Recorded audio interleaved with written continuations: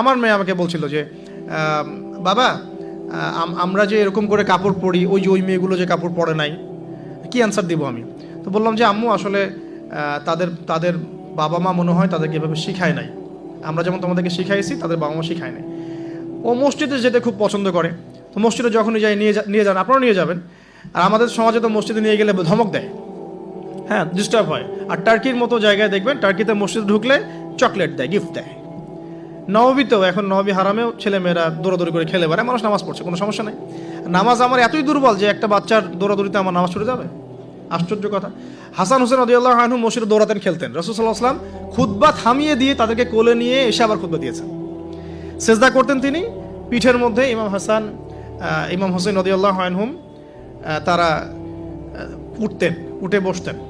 তিনি সেজদা লম্বা করতেন যাতে তাদের ডিস্টার্ব না হয় খেলাধুলা। তা আজান হয়ে গেছে, আমি গুটিয়ে নিচ্ছি। একটা পয়েন্ট বলতে ভুলে গেছি, মেয়ে বাচ্চা যদি হয়ে যায় শুরু থেকেই পর্দা শেখাতে হবে। বড় হয়ে